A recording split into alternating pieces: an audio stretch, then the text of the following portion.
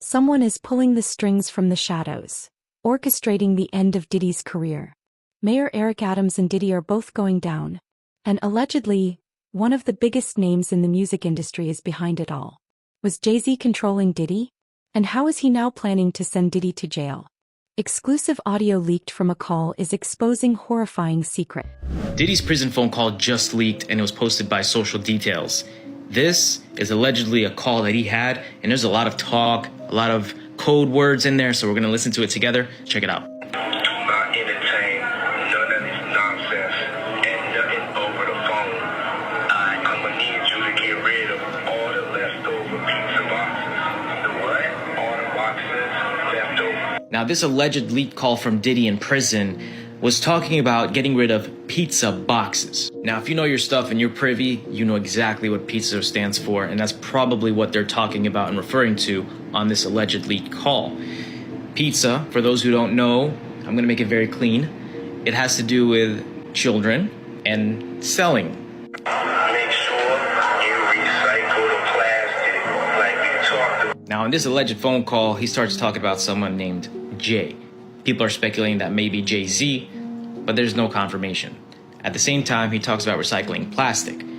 I don't know what that could mean. If you guys have any idea, comment and let me know. Everybody out there quiet as motherfucker.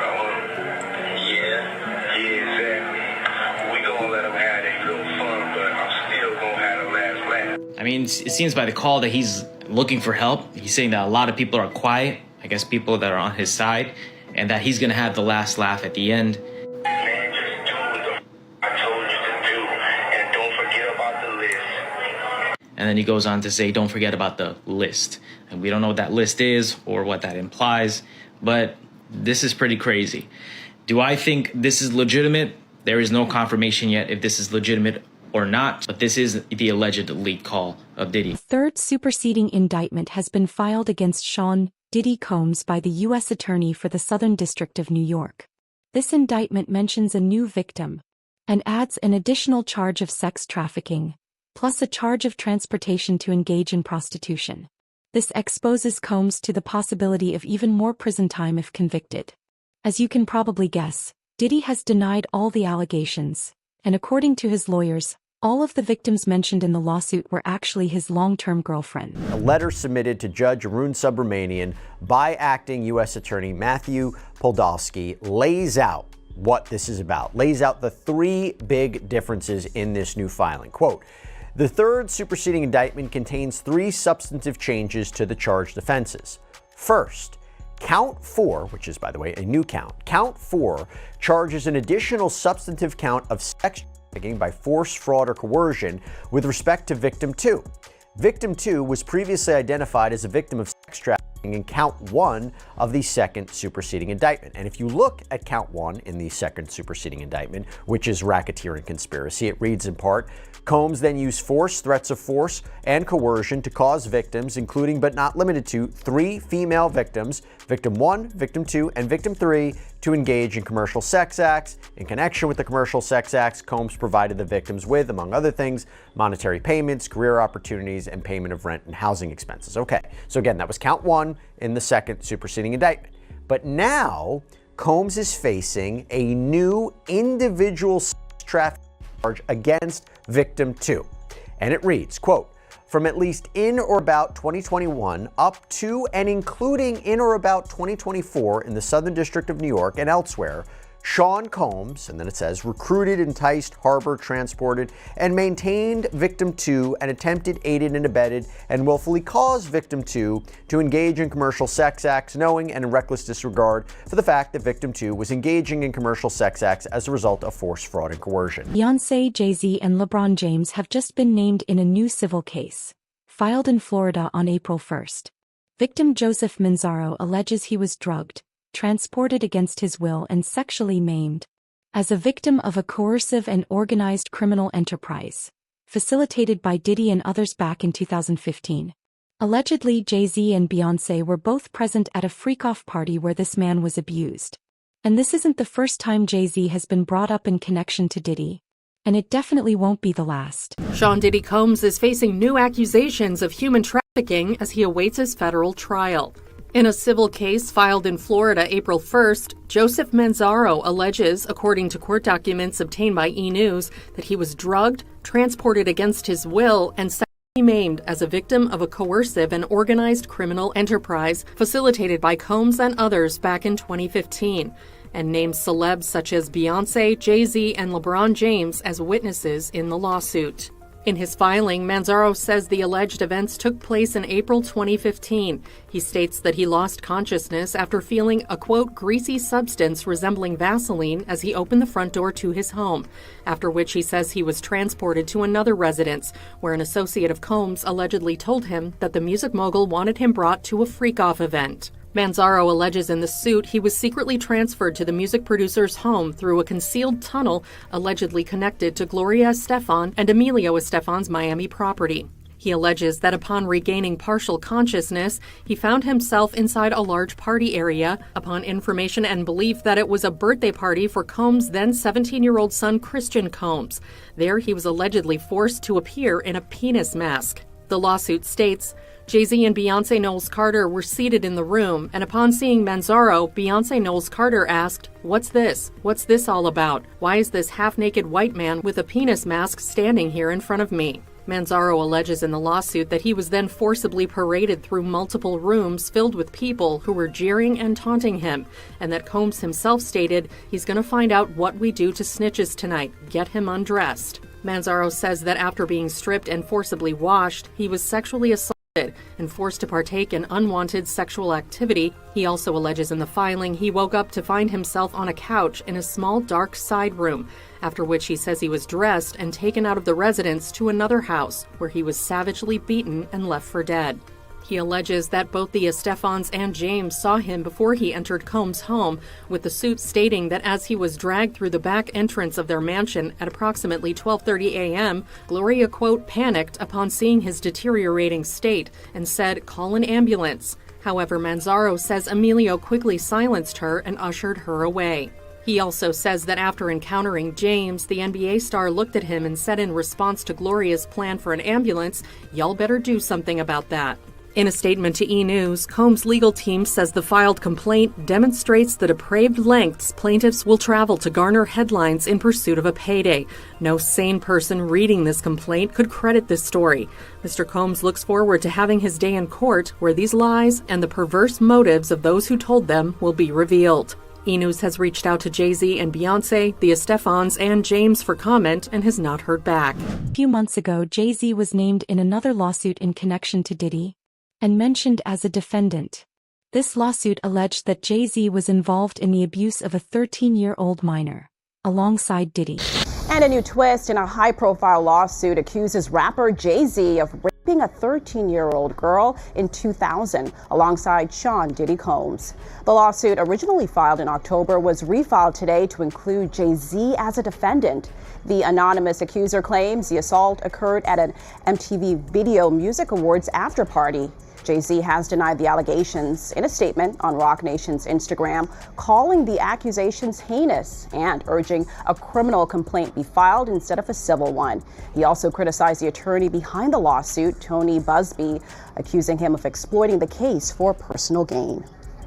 And one of the people at risk, often mentioned online, was Jay-Z, real name Sean Carter, who came up in the New York rap scene alongside Sean Combs. And just a few days ago, Texas attorney Tony Busby made it official.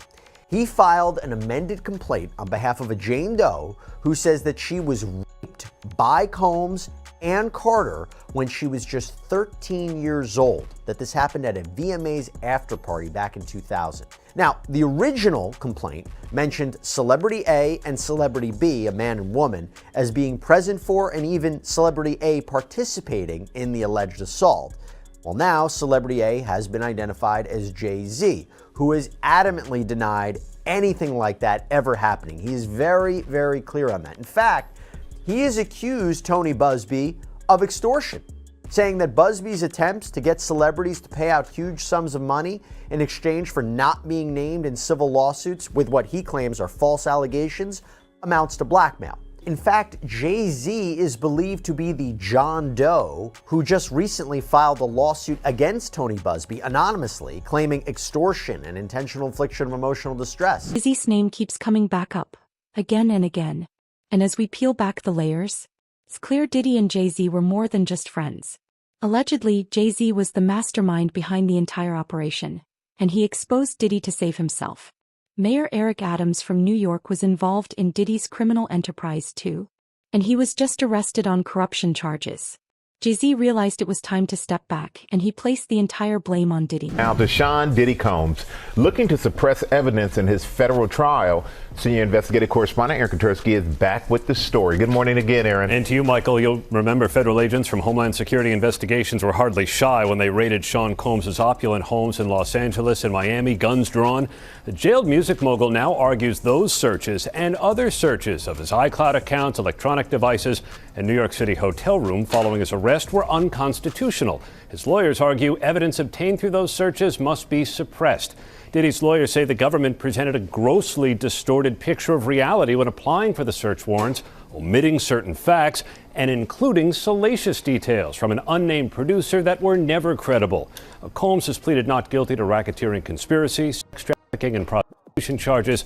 The defense is also arguing here his ex-girlfriend, Cassie Ventura, was a willing participant in drug-fueled sex performances called freak-offs, not coerced, as prosecutors allege. Big breaking news tonight. For the first time in the history of New York City, a sitting mayor has been indicted for crimes. ABC News reporting that Mayor Eric Adams has been indicted by a federal grand jury. We do not know yet the exact charges. Federal authorities have been investigating Adams and members of his staff, issuing subpoenas for documents and cell phones. Several members of administration have resigned, some of them also friends of Mayor Adams. Again, Eric Adams, the 110th mayor of New York, has been indicted by a federal grand jury. We'll have the latest online and tonight on Eyewitness News at 11. A leaked call from prison even shows that Diddy was waiting for Jay-Z to reach out to him. Diddy knows that right now, Jay-Z is the only one who can help him. Diddy even asked his son, Christian Combs, to try and contact Jay-Z. Jay-Z is smarter than Diddy, and he's doing everything he can to separate his name from Diddy's. Because if Jay-Z goes down, his and Beyoncé's billion-dollar empire goes down with him. You think I wasn't gonna get at you from the inside? He has reached out to a witness, an alleged participant in multiple freak-offs. Then why Oprah staying quiet?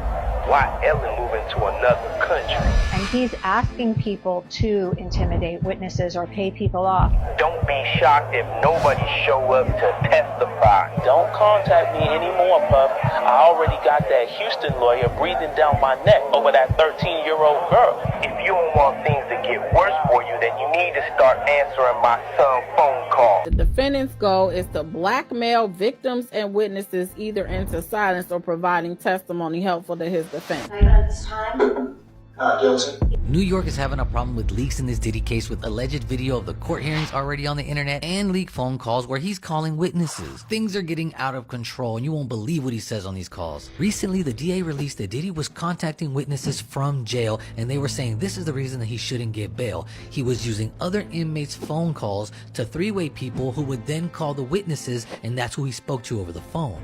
Also, in a weird turn of events, the DA who brought these charges against Diddy is suddenly resigning from his position during the biggest case of his career, and that is strange. So let's break down this insane phone call that we found online.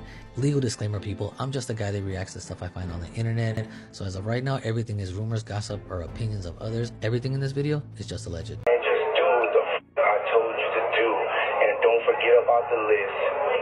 Make sure that shit is fucking signed. Alright. Good. So tell me, what's been going on?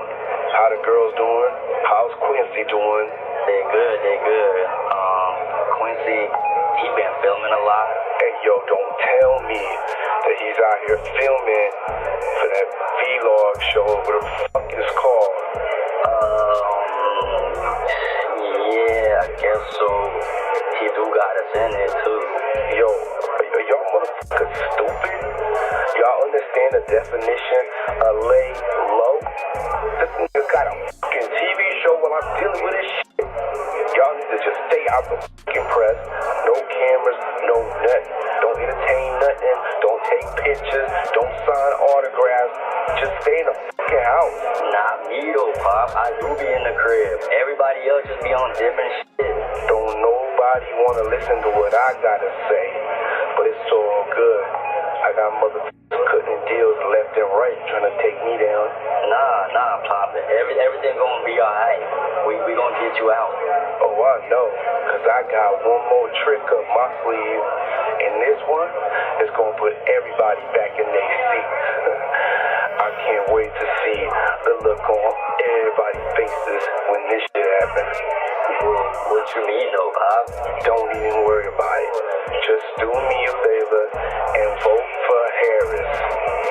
Alright. And don't be surprised when all my so-called friends do exactly that.